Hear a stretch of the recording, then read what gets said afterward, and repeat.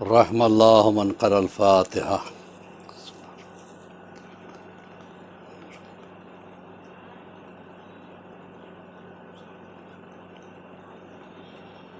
بسم اللہ الرحمن الرحیم قل هو اللہ احد اللہ الصمد۔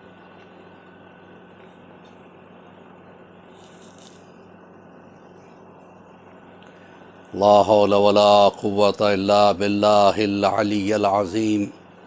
بسم اللہ الرحمن الرحیم۔ الحمد للہ رب العالمین، الصلاة والسلام علی سید العرب والعجم، جسمہ مقدس معطر مطہر منور، نور الہدی مصباح الظلم، جمیع الشمم شفیع الاقم، صاحب الجود والکرم، واللہ عاصمہ جبرائیل قادمہ، والبراق مرکبہ، والمعراج سفرہ، وسدرۃ المنتہی مقامہ، وقاب قوسین مطلوبہ والمطلوب، تعودہ والمقصود جودہ، سید المرسلین انیس الغربین، الملقب بطاہ والیاسین، محبوب رب المشرقین والمغربین، جد الحسن والحسین، المکی المدنی الخرشی الہاشمی، مولانا ابو القاسم محمد اللہم صلی اللہ علیہ وسلم وآلہ الطیبین الطاہرین المعصومین المظلومین المنتجبین من یومنا ھذا الی قیام یوم الدین۔ اما بعد فقد قال رسول اللہ صلی اللہ علیہ وآلہ وسلم ان الحسین مصباح الہدی و سفینۃ النجاۃ۔ صلوات پڑھے بر محمد و آل محمد وعجل فرجهم واشفنا۔ اذان محترم، ہماری گفتگو اس موضوع پہ جاری و ساری ہے کہ کربلا تاریخ کے آئینے میں آخر کیا وجہ تھی کہ جس کی وجہ سے کربلا وجود میں آئی، کیوں حسین کو اتنا ستایا گیا، وہ کون سا حسد تھا، وہ کون سا بغض تھا جو اس شکل میں سامنے آیا۔ تو عزیزان محترم، ہم سٹیپ بائی سٹیپ چل رہے ہیں، اور جیسے کہ ہر مجلس میں میں کچھ نہ کچھ آپ کو تحفہ دیتا چلا آیا ہوں تاکہ مومنین اس سے استفادہ بھی حاصل کریں اور بچوں کو موضوع سے کچھ نہ کچھ درس مل جائے، کچھ ہسٹری کے گوشے جو بچوں کے لیے چھپے ہوئے ہیں وہ سامنے آ جائیں، اور ہمیں پتہ تو چلے کہ آخر ہوا کیا ہے۔ اب ایک عشرے میں ساری چیزیں سمیٹی نہیں جا سکتی، لیکن پھر بھی کوشش ہے سٹیپ بائی سٹیپ میں آگے بڑھوں۔ تو ایک مرتبہ رسول اللہ صلی اللہ علیہ وسلم تشریف فرما ہیں اور سامنے اصحاب موجود ہیں، اور رسول اللہ نے کہا کہ دیکھو، آج میں تمہیں ایک ایسی چیز کیوں نہ بتاؤں جو تمہیں ہر بلا اور ہر آفت اور ہر وبا سے بچا لے۔ کہا کہ سرکار وہ کیا ہے؟ کہا کبھی کبھی ناگہانی آفت آ جاتی ہے، اچانک پریشانی آ جاتی ہے، جیسے کرونا وائرس ہے، یہ ناگہانی آفت ہے، پہلے سے ہم نے سوچا نہیں تھا، نہ کوئی تیار تھا اس کے لیے، اچانک آ گئی اور اس طریقے سے ہم لوگوں کو گھیر لیا اس نے کہ ابھی تک ہم اس سے آزاد نہیں ہو پائے، اور پتہ نہیں کب تک یہ پینڈیمک دور سے ہمیں گزرنا پڑے گا۔ اب تو لوگوں کو اس کے ساتھ جینے کی بھی عادت ہو گئی، اور وہی ایک راستہ بھی تھا۔ خیر بہرحال یہ ایک الگ چیز ہے۔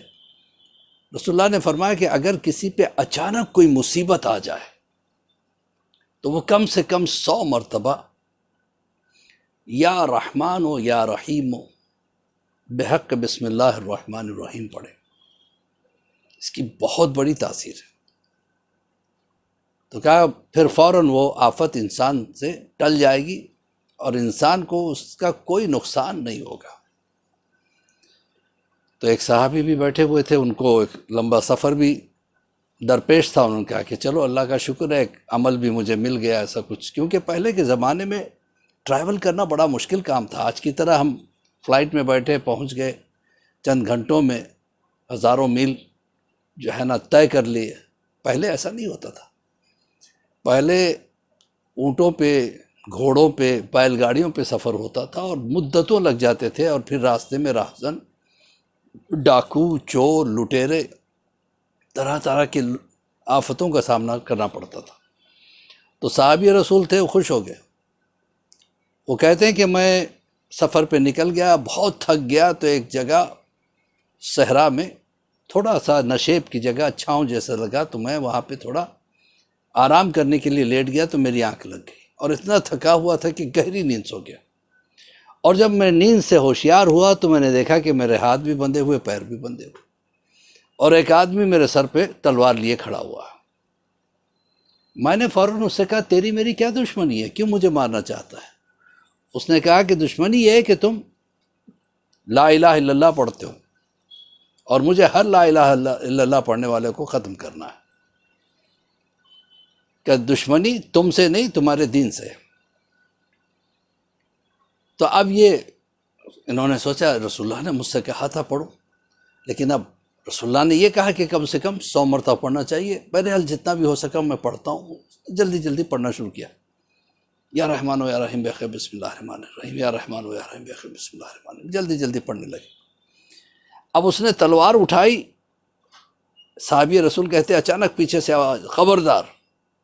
تلوار رک کے ادھر ادھر دیکھا، کوئی نظر نہیں آیا، تو سامنے دیکھا کچھ جھاڑیاں سے، کچھ نشیب و فراز ہے، ادھر جا کے ڈھونڈا کون ہے۔ تو صحابی رسول کو اور موقع مل گیا، جلدی جلدی پڑھنے لگے، بسم اللہ الرحمن الرحیم، یا رحمان الرحیم بحق بسم اللہ الرحمن الرحیم، یا رحمان و یا رحیم بحق بسم اللہ الرحمن الرحیم۔ اب وہ ڈھونڈ ڈھانڈ کے آیا، کوئی نظر تو آیا نہیں۔ پھر تلوار اٹھائے، پھر وہی آواز آئی، پھر وہ پلٹ کے دیکھا، کوئی نظر نہیں آیا۔ پھر وہ نشیب کی طرف گیا دیکھنے کے لیے، وہاں کوئی نظر نہیں آیا۔ اتنے میں ان کے 100 مرتبہ ہو گئے، یعنی اللہ نے موقع دے دیا کہ 100 مرتبہ یہ پڑھ لیں۔ اب وہ واپس آیا، آنے کے بعد اس نے تلوار اٹھائی اور اس کے بعد چلا بھی دی۔ تلوار چلی، لیکن کچھ ایسا ہوا کہ یہ حیران رہ گئے، بجائے اس کے کہ تلوار میری گردن پہ آتی اسی کی گردن اڑ گئی، یعنی جو مارنا چاہتا تھا وہ مر گیا۔ تو اب صحابی رسول جو ہے جب واپس آئے، رسول اللہ سے کہا مجھے سمجھ میں نہیں آیا کہ ایسا کیسے ہو گیا۔ رسول اللہ نے کہا کہ اللہ نے ان کلمات کے موکل بنائے، یا رحمان و یا رحیم بحق بسم اللہ الرحمن الرحیم کا ایک موکل ہے جو فوراً آتا ہے اور مدد کرتا ہے، اسی نے اسی کی تلوار اسی پہ چلا دی اور وہ ختم ہو گیا۔ تو حضرات محترم، کبھی بھی کوئی اچانک مصیبت آ جائے، بلکہ میں تو یہ کہتا ہوں کہ عادت کر لیں کہ روزانہ ایک تسبیح پڑھ ہی دیں، یا رحمان و یا رحیم بحق بسم اللہ الرحمن الرحیم، اور شروع میں اور آخر میں 7 مرتبہ صلوات پڑھیں تو یہ 14 ہو جاتے ہیں، بیچ میں یہ تسبیح پڑھ لیں، تو کوئی آنے والی جو مصیبت ہے ہمارے بدعمالیوں کی وجہ سے، ہماری غلطیوں کی وجہ سے، وہ ٹل جائے گی، انشاءاللہ وہ نہیں آئے گی۔ اور انسان جو ہے ہر قسم کی وبا، پریشانی، بدنامی، بیماری اور ہر قسم کی بری چیزوں سے انسان محفوظ ہو جائے گا انشاءاللہ۔ لیکن یقین شرط ہے، یقین کا ہونا ضروری ہے۔ ایک مولانا ایک دیہات میں پہنچے اور وہاں مجلس پڑھ رہے تھے، انہوں نے بسم اللہ الرحمن الرحیم کے فضائل بیان کیے کہ بسم اللہ الرحمن الرحیم سے یہ ہوتا ہے، یہ ہوتا ہے، یہ ہوتا ہے، اس کا یہ عظمت ہے، یہ عظمت ہے۔ اس نے کہا کہ بس یہ سمجھیے اتنی بافضیلت یہ آیت ہے بسم اللہ الرحمن الرحیم کہ اگر کوئی عقیدے کے ساتھ، یقین کے ساتھ پڑھ کے پانی پہ چلے تو وہ چلنا شروع کر دے گا۔ اتفاق کی بات ہے کہ اس گاؤں سے ایک گاؤں اور کچھ فاصلے پہ تھا، بیچ میں دریا آتا تھا، تو ایک بیچارہ وہاں سے آیا ہوا تھا، وہاں اور لوگ نہیں رہتے تھے، وہ تنہا رہتا تھا، دیگر مذہب کے لوگ رہتے تھے، تو روز اس کو مجلسیں وغیرہ کرنے کے لیے ادھر ہی آنا پڑتا تھا۔ تو روز آنے کا کرایہ، جانے کا کرایہ، سے کہا کہ تو بہت اچھی چیز مل گئی مجھے جو بغیر کرائے کے مجھے دریا پار کروا دے گی، یقین کی بات ہے۔ اب اس نے کہا کہ چلو میرا مسئلہ حل ہو گیا۔ اب جب مجلس سے فارغ ہوا تو گیا پانی پہ، پورے یقین کے ساتھ بسم اللہ الرحمن الرحیم پڑھا اور چلنے لگا، چل کے پہنچ گیا ادھر کی طرف۔ اب اس کا معمول بن گیا، روز آتا مجلس میں اٹینڈ کرتا پھر چلا جاتا. اس طریقے سے محرم ختم ہو گیا، مولانا چلے گئے. اگلے سال پھر وہی مولانا آئے. اس کو کہا، اس کو لگا کہ مجھے مولانا کو دعوت دینی چاہیے، انہوں نے مجھے بڑی کام کی چیز بتا دی. ایک عام سا آدمی تھا لیکن یقین تھا اسے، عمل میں یقین ہونا چاہیے. کچھ لوگ کہتے مولانا کوئی دعا دے دیجئے، مثلا کوئی پریشان حال ہے، کیا استغفار کی تسبیح پڑھو. تو مولانا نے کچھ دیا ہی نہیں، استغفار کی تسبیح پڑھنے کے لیے کہہ دیا، ٹال دیا مول صاحب. تو بھیا ہمیں یقین ہونا چاہیے استغفار میں کتنا بڑا کمال ہے، ہم نہیں جانتے. بذات خود استغفر اللہ ربی واتوب الیہ، استغفر اللہ ربی واتوب الیہ جو ہے ایک بذات خود ایک بہت بڑا عمل ہے. اگر کوئی آدمی کرنا چاہے، اس کے بھی اعداد ہے. خیر بہرحال ایک الگ چیز ہو جاتی ہے، میں اس طرف نہیں جانا چاہتا. ایک سال کے بعد پھر مولانا آیا تو پھر آیا، اس نے آ کے مجلس کے بعد ملاقات کی کہ مول صاحب میرے گھر پہ دعوت دینا چاہتا ہوں، آپ میرے ساتھ چلیں گے؟ کہاں، کل چلیں گے تمہارے ساتھ. آ جانا لینے کے لیے. آ گیا وقت مقررہ پہ لینے کے لیے کہ چلیں مول صاحب. مولانا چل پڑے. اب ندی کے کنارے پہنچے تو وہاں کوئی کشتی بھی نہیں تھی. کہ کیسے پار کرو گے بھیا، یہ تو ندی ہے اور مجھے تیرنا ہونا نہیں آتا. کہ مول صاحب آپ کو تیرنے کی کیا ضرورت ہے؟ کہ تیرنے کی ضرورت نہیں ہے تو کشتی تو چاہیے نا. کہ آپ کو کشتی کی کیا ضرورت ہے؟ کہ کیا مطلب؟ کہ مجھے تو ضرورت نہیں ہے. کہ بھئی آپ دیہاتی آدمی ہو، آپ تیر کے چلے جاتے ہوں گے. نہیں میں کہاں تیرتا ہوں، مجھے بھی تیرنا نہیں آتا. کہ پھر کیسے پار کرتے ہو؟ کہ آپ نے ایک نسخہ دیا تھا پچھلے سال، آپ نے ایک تحفہ دیا تھا، بسم اللہ الرحمن الرحیم پڑھو اور پانی پہ سے گزر جاؤ. میں تو برابر ایسے ہی جاتا آتا ہوں. کہ اچھا، کہ ذرا جاؤ، میں بھی دیکھنا چاہتا ہوں. اس نے ایک مرتبہ عقیدے کے ساتھ بسم اللہ الرحمن الرحیم کا اور پانی پہ چلنے لگا. مولانا نے حیرت سے اس کو دیکھا اور بلا ادھر آؤ، سینے سے لگایا، اس کے ماتھے کو چوما. کہ یقین کی منزل میں تم مجھ سے آگے ہو، تم چل سکتے ہو، میں نہیں چل سکتا. بڑا فرق ہے. عالم ہو جانا اور بات ہے، عارف ہونا اور بات ہے، عامل ہونا اور بات ہے. یہ اللہ کی دی ہوئی توفیق ہے.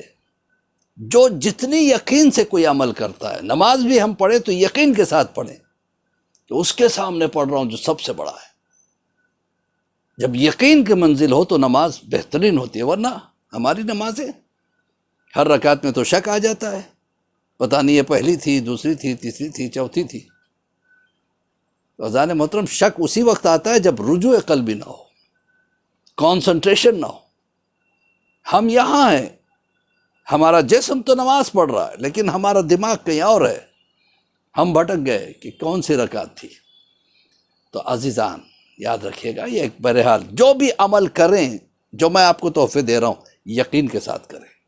شک سے کوئی عمل کامیاب نہیں ہوتا. یقین کے ساتھ کہ اللہ کا امر ہے یہ، اور اللہ کے ناموں میں اثر ہوتا ہے تو انشاءاللہ برابر اثر کرے گا. خیر بہرحال ہر مجلس میں ہم اہمیت مجلس بھی ہم تھوڑا سا گفتگو کرتے جا رہے ہیں. مجلس جناب سیدہ کی نگاہ میں کیا ہے؟ ایک کسان ہوا کرتا تھا، جو کچھ وہ کماتا، جو کچھ اسے زمین سے، کھیتی باڑی سے ملتا، آدھا پیسہ الگ ہٹا کے رکھ دیتا. یہ مولا حسین کے لیے، یہ اس میں میرا گھر چلے گا. وہ جو پیسہ الگ رکھتا، اس سے سال بھر کے بعد اس سے تبرک لاتا، مجلسیں کرتا، نیاز کرتا، بہت دھوم دھام سے، بہت ہی عقیدے کے ساتھ عزاداری منایا کرتا. ایک سال ایسا ہوا، قحط ہو گیا، کچھ اناج میں بچا ہی نہیں، سب کھیتی باڑی سب خراب ہو. تو اس سال جو ہے نا، جب محرم آیا تو پریشان تھا، تو بیوی نے کہا کوئی بات نہیں، گھر کے سامان بیچ دو، مجلس حسین نہیں رکنا چاہیے. بیچ کے مجلس حسین کے لیے تبرک لایا. جہاں عقیدہ ایسا ہو تو ظاہر سی بات ہے مجلسیں بھی بڑی شاندار ہوتی ہوں گی، عزاداری بہترین ہوتی ہوگی، کیونکہ سیدہ خلوص کو دیکھتی ہے. دوسرا سال بھی قحط آ گیا، اب گھر کا اثاثہ بھی نہیں تھا بیچنے کے لیے، گھر کے سامان بھی نہیں تھے. رونے لگا. بیوی مومنہ تھی، عاشق امام حسین تھی، آ کے کہنے لگی کیوں پریشان ہوتے، ابھی بھی ہمارے پاس ایک چیز ہے بیچنے والی. کہا وہ کیا ہے؟ یہ 2 بچے بیچ دو. کہا تم ماں ہو، کیسے تم اس بات کو کہہ سکتے ہو؟ کہا میرے لیے حسین سے بڑھ کے کوئی چیز نہیں. کہا ٹھیک ہے میں بیچ دوں گا، لیکن بعد میں رونا نہیں یاد کر کے. کہا نہیں یاد کروں گی. بہرحال بیچنے کے لیے جیسے بازار میں پہنچا، ایک خوبصورت نوجوان سامنے آیا، کہا کہ یہ بچے کا بیچنے کے لیے لایا ہوں. کہا کتنی قیمت ہے؟ کہ بس اتنی دے دو جس سے میرا عشرہ محرم ہو جائے. ایک اشرفیوں کی تھیلی دے دی سونے کی. کیا اتنی قیمت کا؟ تمہیں کیا پتہ ان بچوں کی قیمت کیا ہے؟ خاموش ہو گیا، سمجھ میں بات نہیں آئی. خیر بہرحال گیا، تبرک وغیرہ خریدا. اب مجلس ہوئی، پہلی محرم کی مجلس، اتنی زبردست مجلس ہوئی جس کی انتہا نہیں. اور جو عالم دین پڑھ رہے تھے، مصائب، ایک عجیب کیفیت پیدا ہو گئی. لوگ تڑپ تڑپ کے رونے لگے، یہاں تک کہ روتے ہوئے گھروں کو جانے لگے. سب چلے گئے، لیکن ایک بی بی کے رونے کی آواز ابھی بھی اندر سے آ رہی تھی. یہ پریشان ہو گیا، یہ کون بی بی ہے؟ اندر جا کے دیکھا تو اس کی بیوی تھی. کیا بات ہے، بہت رو رہی ہو آج؟ کہا مجھے بہت صدمہ ہے. کہ کس بات کا؟ کہ آج جب ماتم ہو رہا تھا تو حلقے کے بیچ میں ہمارے 2 چھوٹے چھوٹے بچے کھڑے ہو کے ماتم کرتے تھے. مجھے اس بات کا غم نہیں ہے کہ بچے نہیں ہیں، غم اس بات کا ہے کہ 2 عزادار، چھوٹے چھوٹے عزادار کم ہو گئے. جب یہ سننا تھا کہ میں نے تجھ سے پہلے ہی کہا تھا کہ تو بعد میں یاد کر کے روئے گی تو میں کیا کروں گا. اتنے میں دق الباب ہوا، جا کے دروازہ کھولا تو وہی نوجوان ان بچوں کو لا کے دے کہ لو ہم واپس کرنے آئے. کہ بھائی میرے پاس اب اتنے پیسے نہیں رہے، میں نے تبرک خرید لیا. کہ ہم پیسے لینے کے لیے نہیں آئے، ہم بچوں کو دینے کے لیے. اور یہ کہے کہ وہ غائب ہو گیا. پریشان ہو گیا، آنے والا کہاں چلا گیا. اب اس کے بعد بچوں سے پوچھا، بچوں کیا واقعہ ہوا تھا؟ بچوں نے کہا بابا آپ تو ہمیں بیچ کے چلے گئے تھے، یہ لے کے ایک ایسے محل میں گئے کہ جس پہ کالے اور سیاہ پردے چاروں طرف لگے ہوئے تھے، اور بیچ میں تخت تھا جس کے اوپر کالی چادر بچھی ہوئی تھی، اور اس پہ ایک بی بی کالے لباس میں بال کھولے ہوئے رو رہی تھی. انہوں نے وہاں جا کے ہمیں ان کے حوالے کیا، اماں یہ بچے ہماری محبت میں بک گئے ہیں. ایک مرتبہ اس بی بی نے ہماری طرف دیکھا اور ہمیں سینے سے لگا لیا. اماں سینے سے ایسے لگائے کہ آپ یاد آ گئی. کہا کہ آج کے بعد سے میں تمہاری ماں ہوں. چھوٹے چھوٹے بچے تھے. اب یہ ہوا کہ پھر تھوڑی دیر کے بعد وہی نوجوان آ کے کہا کہ ان کی ماں انہیں یاد کر کے رو رہی ہے. اسے اس بات کا غم نہیں ہے کہ بچے بک گئے، بلکہ غم اس بات کا ہے 2 عزادار کم ہوئے. یہ سننا تھا. وہ بی بی نے کہا میرے لال حسین جلدی سے لے کے جاؤ. فاطمہ کو برداشت نہیں کہ عزادار کم ہو جائے.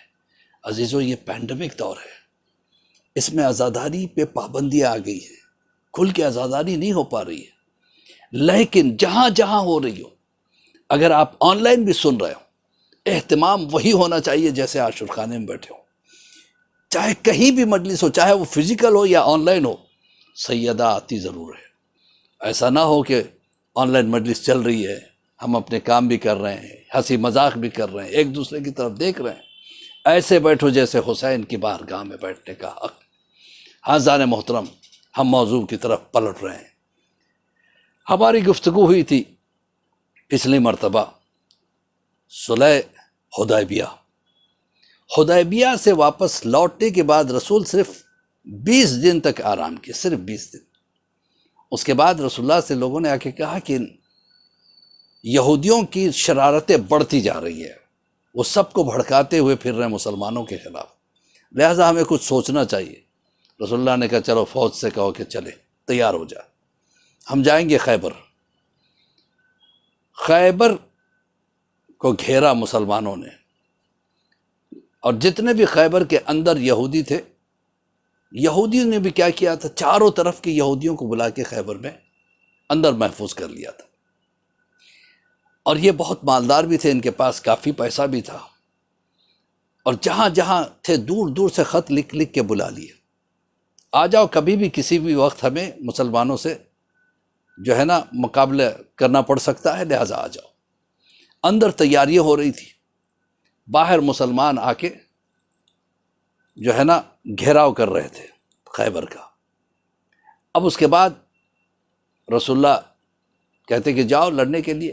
لوگ جاتے تو علم بھی لے کے جاتے تھے، لیکن خیبر کے دروازے کے برابر میں کھڑکی ہوتی جس سے مرحب دیکھتا، کہتا آؤں. اب بھاگ کھڑے ہوتے، لشکر کہیں علمدار کہیں. آنے کے بعد لشکر کہتا علمدار چھوڑ کے بھاگ کے آ گیا، علمدار کہتا مجھے اکیلا چھوڑ کے یہ بھاگ کھڑے ہوئے. اس طریقے سے 1 دن نہیں، 2 دن نہیں، 30 دن نہیں، 39 دن گزر گئے. 39 دن گزرنے کے بعد 40ویں دن کی شام نمودار ہوئی. تو خیبر والوں نے مسخرہ پن کرنا شروع کیا، مذاق اڑانا شروع کیا، ناچنے گانے والیوں کو بلایا۔ خیبر کے دروازے اوپر دیوار پہ جو منڈیریں بنی ہوئی تھی اس پہ کافی جگہ ہو، وہاں پہ کھڑے ہو کے ناچنے والیوں نے ناچنا شروع کیا، گانے بجانے والوں نے گانا بجانا شروع کیا، اور اسلام کی توہین آمیز اشعار جو ہے نا اسلام پر پڑھنے لگے کہ کہاں ہے وہ اسلام جو کہتا ہے کہ اس کے پاس غازی ہیں، جنگجو ہیں، ہمیں تو کوئی نظر نہیں آتا، سب بھاگنے والے نظر آتے ہیں۔ اب تک رسول کو جلال نہیں آیا تھا، یہ تو رحمت للعالمین تھے، لیکن جب گانے باجے کی آواز کانوں میں آئی، ایک بہت اہم آپ کو میں میسج دینا چاہتا ہوں۔ اب تک یعنی دیکھیے معصوم کو کب جلال آتا ہے، کب صدمہ ہوتا ہے۔ گانے اور بجانے کی آوازیں جب کان میں آئی تو اب رسول سے رہا نہ گیا کہ پروردگار یہ برداشت نہیں ہوتا، یہ برداشت نہیں ہوتا۔ تو سوچئے گانا باجا کی آوازیں، چاہے وہ خیبر کا در ہو یا آپ کا گھر ہو، اگر آپ چاہتے ہیں کہ معصوم آپ کے گھر میں آئے تو یہ چیزوں سے دور رہیے۔ یہ چیز برکت کو ختم کر دیتی ہے۔ فرشتے نہیں آتے، معصوم کا آنا تو بہت دور کی بات ہے۔ فرشتے اس گھر سے بہت دور رہتے جس گھر میں میوزک کی آوازیں بلند ہوتی ہیں۔ خیر بہرحال اب 39ویں دن کی جو شب 40ویں دن کی جب شب نمودار ہوئی تو رسول نے کہا کہ سلمان میرے ساتھ چلو۔ خیبر کے صحرا میں رسول نے مصلی بچھایا، 2 رکعت نماز حاجت پڑھی، کہا پروردگار میں لے کے جانا چاہتا تھا علی کو، لیکن تو نے کہا کہ ابھی رک جاؤ۔ اب دیکھو علی نہیں ہے، کوئی جا کے فاتح نہیں ہو پا رہا ہے۔ ناد علی مظہر العجائب تجدہ اون لکا فی النوائب کل ہم وغم سینجلی بعظمتک یا اللہ بنبوتک یا محمد بولایتک یا علی یا علی یا علی ادرکنی۔ پکارو علی کو جو مظہر عجائب ہے۔ ادھر سلمان کہتے ہیں میں نے دیکھا کہ ادھر رسول اللہ نے یا علی کہا، ذرات خیبر اٹھی، پلک جھپکتے میں مدینے کے طرف کا رخ کیا، پھر اس کے بعد علی اسی پہ سوار ہو کے واپس آ گئے کہ یا علی کیسی طبیعت ہے؟ کہ آنکھوں میں تکلیف ہے۔ علی کے سر کو اپنے زانوں پہ لیا، لعاب دہن لگایا، علی تیار ہو گئے۔ اور وہ لمبا واقعہ میں نہیں بتانا چاہتا کس طریقے سے رسول اللہ نے اعلان کیا کل میں علم اس کو دوں گا جو جرار ہوگا، غیر فرار ہوگا، بڑھ بڑھ کے حملہ کرنے والا ہوگا۔ اس وقت سارے مسلمانوں کو لگا علی تو ہے نہیں، ہم میں سے کوئی وہ ہوگا، لیکن جب پتہ چلا کہ علی آ گئے تب کے چہرے اتر گئے۔ حسد کی آگ تھی نا۔ کمال تو یہ تھا کہ خود مسلمانوں کے فوج میں ایسے منافقین آ گئے تھے جو علی سے حسد کرتے تھے، علی سے حسد کر فضائل کا مار کھاتے تھے۔ پہلے یہ تھا کہ علی کے آباء و اجداد کے کردار کا مار کھا رہے تھے، ان کی اعلیٰ کرداری دیکھی نہیں جا سکتی تھی، حسد کی آگ میں پڑے ہوئے تھے۔ جناب ہاشم کی سخاوت برداشت نہیں ہو رہی تھی، ان کی بہادری برداشت نہیں ہو رہی تھی، ان کی خوبصورتی برداشت نہیں ہو رہی تھی، ان کے جبین اقدس میں نور محمدی برداشت نہیں ہو رہی تھی۔ اب یہاں پہ وہی حسد چلتے چلتے یہاں تک۔ بہرحال مولا کائنات کو علم دیا گیا، ادھر مولا چلے علم لے کے، رسول اللہ نے کہا رکو یا علی، علی رک گئے، واپس نہیں آئے، کیونکہ علی وہ ہے جو ایک مرتبہ جنگ کے میدان میں جائے تو واپس اس وقت تک نہیں آتے جب تک کہ فتح نصیب نہ ہو جائے۔ رک گیا رسول، آگے بڑھ کے دعا پڑھ کے پشت کی طرف پھونکا۔ دیکھیے جب دعا پڑھی جاتی ہے تو سینے پہ پھونکی جاتی ہے، چہرے پہ پھونکی جاتی ہے، رسول اللہ نے پشت پہ پھونکا، شاید اس لیے کہ علی کو سامنے سے کوئی خطرہ نہیں تھا، پیچھے سے خطرہ تھا۔ بہرحال پھونکا۔ اب اس کے بعد کہا مسلمانوں سے اب تم جاؤ۔ مولا ادھر پہنچنے کے بعد جیسے علم کو پتھر میں گاڑا، اس وقت ایک کاہن اور ایک یہودی جو عالم تھا اور ایک نجومی، یہ دونوں بیٹھے ہوئے تھے۔ انہوں نے علی کے اس عمل کو دیکھا کہ پتھر کے اندر لکڑی اترتی چلی گئی، جیسے اتری نجومی نے کہا عجیب بات ہے، میں جو دیکھ رہا ہوں تم نہیں دیکھ رہا ہوں. کاہن کہتا ہے میں بھی جو دیکھ رہا ہوں تم نہیں دیکھ رہے ہو. کیا ہے کہ یہ علی کا معجزہ ہے. کہ علی کا معجزہ نہیں ہے. کہ پھر کہا کہ ایک ستارہ کئی ہزار سال کے بعد ایک برج سے گزرتا ہے، ایک سیکنڈ کے لیے اس وقت جتنی بھی سخت چیزیں وہ نرم ہو جاتی ہیں. جب علی گاڑ رہے تھے اس وقت وہ گزر رہا تھا. جیسے وہ گزرا ادھر علی نے پتھر پہ علم گاڑا. لہذا یہ علی کا معجزہ نہیں ہے، اس ستارے کا کمال ہے. ادھر ہوا نے مولا کے کانوں تک یہ خبر پہنچائی. مولا نے کہا نجومی تو ستارے کو دیکھ، کاہن تو میری طرف نظر رکھ.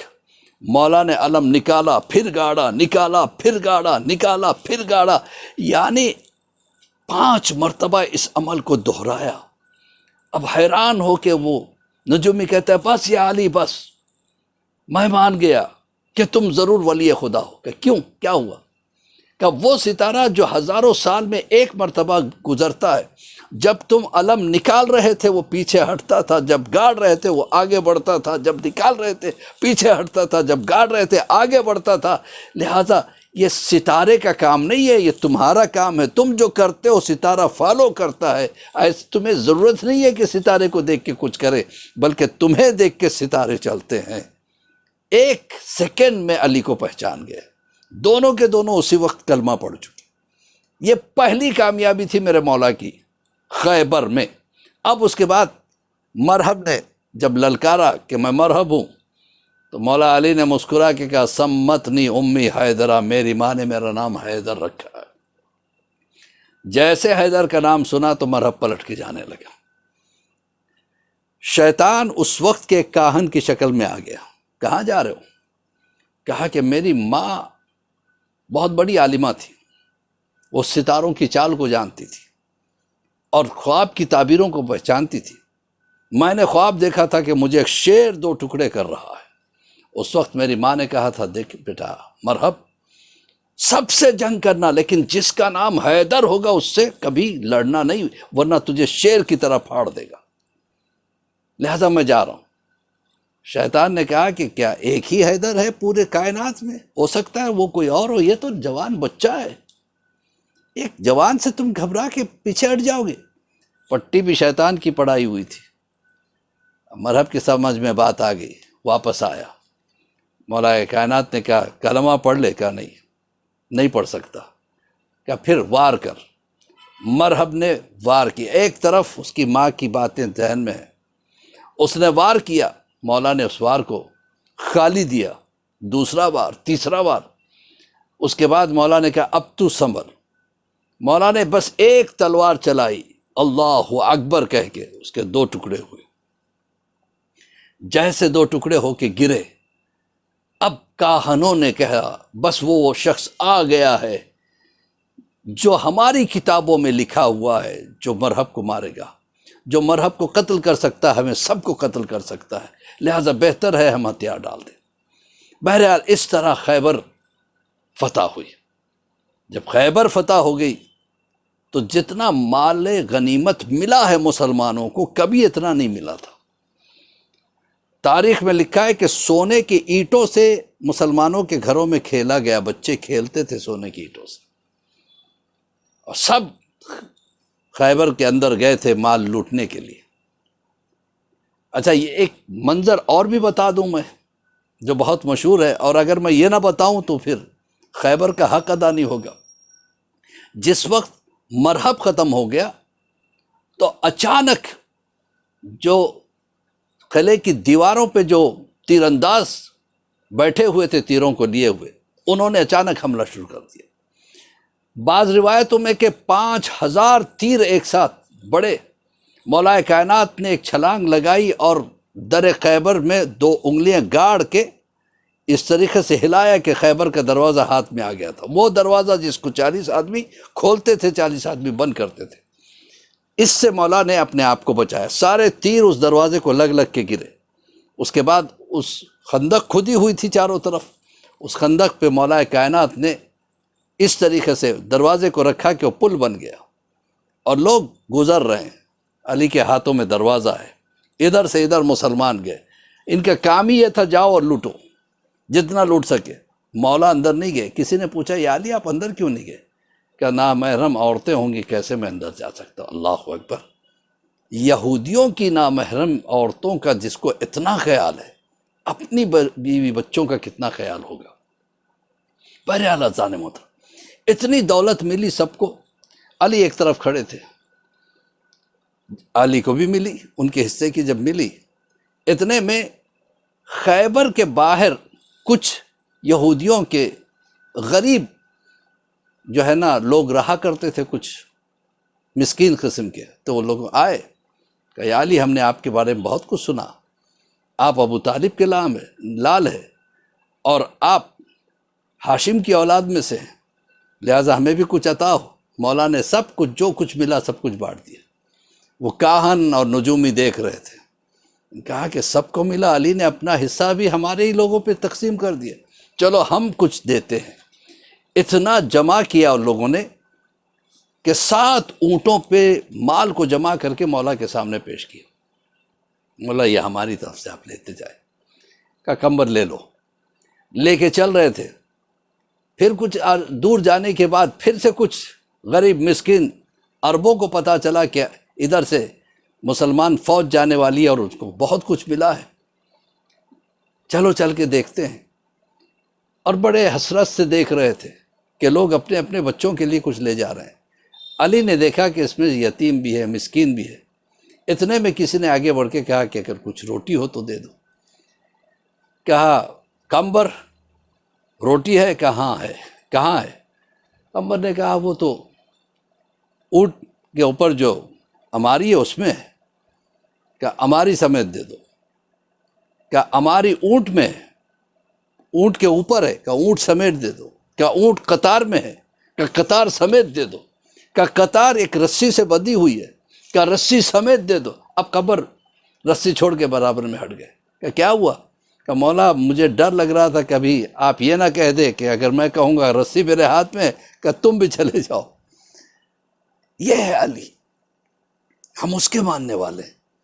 مولا کائنات نے سب کچھ دے دیا، اور جب گھر پہ آئے کوئی اور عورت ہوتی تو پہلا سوال یہی کہتی کہ سب کو مال ملا، آپ کو کتنا ملا؟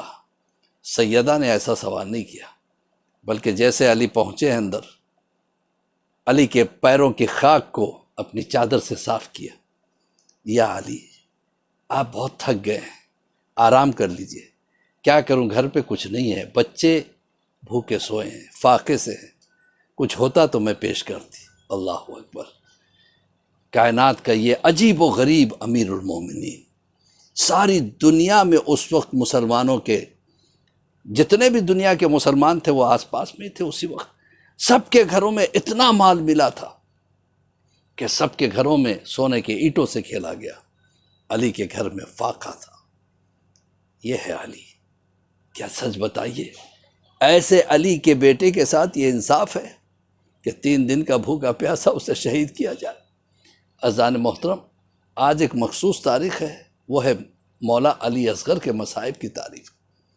یہ تاریخ میں مولا اصغر کے مصائب ہوتے ہیں اور اصغر کا جھولا بھی اٹھتا ہے، اور جناب علی اصغر کے نام سے نوحے پڑے جاتے ہیں، ماتم کیا جاتا ہے۔ ہم نہ کریں گے تو کون ماتم کرے گا؟ جو رونا چاہتے تھے انہیں رونے نہ دیا گیا، جو ماتم کرنا چاہتے تھے انہیں ماتم کرنے نہ دیا گیا۔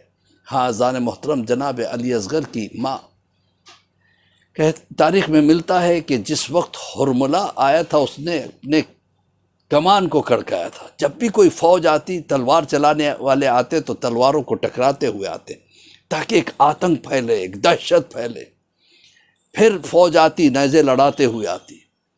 تو جب کمان کڑکائی گئی تھی، یہ وہ بیوی تھی جس کا باپ بہت بڑا تیر انداز تھا، اور انہوں نے بتایا تھا بیٹی یہ کمان اس کے لیے ہے، یہ کمان اس کے لیے ہے۔ جب کمان کڑکی تو کہا کہ یہ کوئی معمولی کمان نہیں ہے، یہ وہ کمان ہے کہ جس پہ تیر لگا کے ہاتھی کو بھی مارا جائے تو ہاتھی گر جاتا ہے۔ یہ 3 پھل کے تیر کے لیے استعمال کیا جاتا ہے۔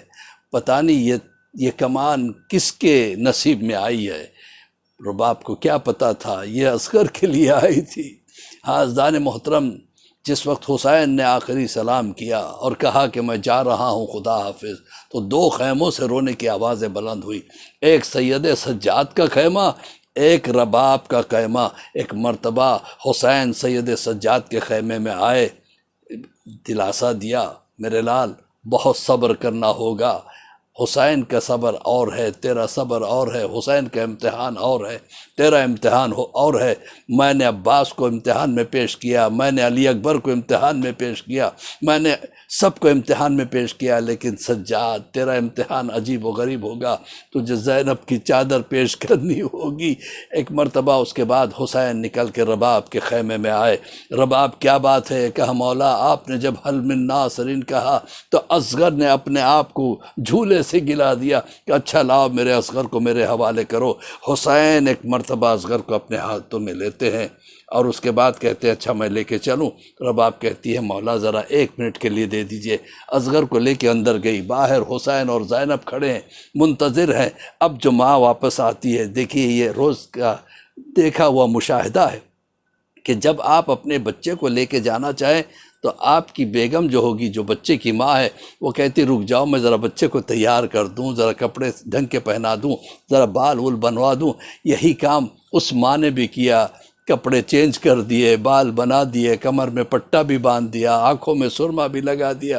حسین نے بڑے پیار سے اصغر کو دیکھا، سینے سے لگایا، جانا چاہتے ماں نے پھر روکا اور کان میں کچھ کہا، بچہ ایک مرتبہ تڑپ گیا۔ حسین نے کہا کیا بات ہے، تم نے کیا کہا؟